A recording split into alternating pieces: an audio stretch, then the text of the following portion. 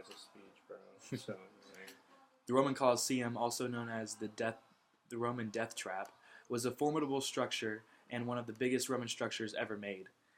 It's been recorded that an estimated 1 million people died in the arena, and thousands, and not hundreds of thousands of animals died in it as well. Not to mention that Romans actually brought many animal species to extinction due to the Colosseum and the games that they had in them. Some history of the Colosseum is that the Roman Empire before the Colosseum was torn into ruins. The past Emperor Nero had destroyed the foundation of the Roman Empire through corruption and a lot of other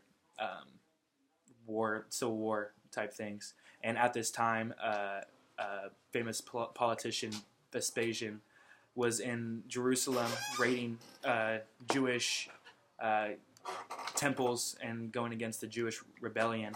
And after 4 years of the Jewish rebellion, he had come back, and Emperor Nero had killed himself. And so, Rome was really torn apart, and they were trying to find a new leader. And this Vespasian had stepped forward, and after his, great war in, Jerusalem, they had decided to put him into power, and he became the new emperor of Rome. The first thing he wanted to do was set himself in stone and to really, show how much power Rome really has. And so he ordered the building of the Colosseum. He took over 12,000 Jewish captives from the war in Jerusalem and was able to build the Colosseum also with the sales of the riches they had gotten from Jewish temples. We were actually able to build the Colosseum extremely fast. They built it from 72 AD to 80 AD, and conditions were extremely harsh for the Jewish prisoners, as they had to go to this quarry that was 20 miles away and haul stones back to where they were building the Colosseum, and they had supposedly used over 6,000 tons of concrete to build the Colosseum. The Colosseum had been finished in 80 AD, and it was an astonishing 861 feet tall, and it symbolized the wealth and power of the Roman Empire. The building even had a retractable roof to put shade on hot days, and it even had its own cooling system, so it's like an air-conditioned Colosseum. Sadly, Emperor Vespasian had died a few years before the full Colosseum was built, but it was the first time in history that a successor was his son. The successor was Emperor Titus, which was Vespasian's son, and he had actually taken over, and then he was to release the start of the Colosseum. Emperor Titus had issued 100 straight days of the Colosseum Games, and on the first day they had opened it up to people.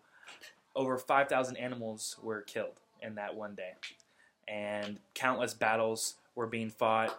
They said that the timelines ranged from the mornings being man versus animal, and around noon there would be just executions, from crucifixions to beheadings.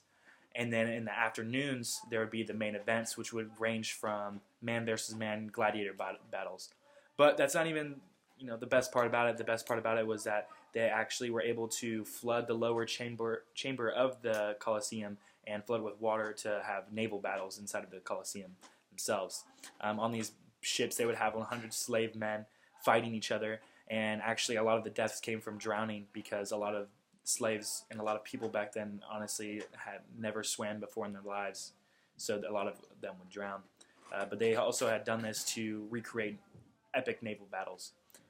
Decorations that surrounded the Colosseum, as they had 16-foot tall bronze statues surrounding the entire Colosseum of Greek heroes, or Roman heroes, and gods that they worshipped.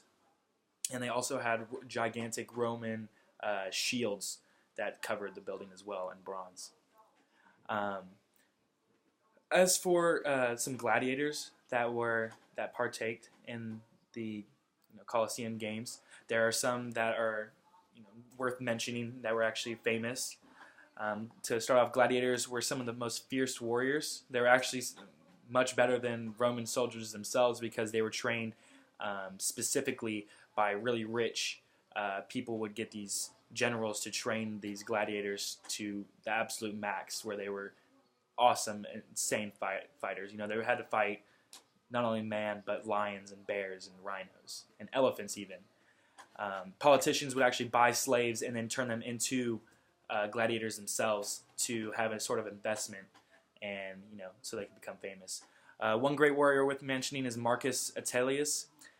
He was actually a free man that wanted to become a gladiator, and his first 2 fights were against undefeated champions that had gone to kill 80 men, 80 battles undefeated, and he was one of the first 2 battles kill these guys no problem, and he became very famous about that. Another great gladiator is Flama, who he was captured and forced to fight for over 13 years, and he was considered the most feared gladiator as he had won 34 battles and remained undefeated, and he was just extremely gigantic, supposedly. They said he was a giant compared to anyone else. Flama had also denied his freedom 4 times that was given from the emperor himself for freedom, and he denied all 4 times, and he even has his face imprinted in the Roman coin. Next is Priscus and Varus, which these were 2 guys that fought on the very first day of the Colosseum Games. And these 2 guys were actually friends, and they had walked into the ring assuming that they were fighting together, but instead fought to the death against each other. They had fought they said it was one of the most epic battles that the emperor had forced them to throw away their shields and weapons and barehandedly fight.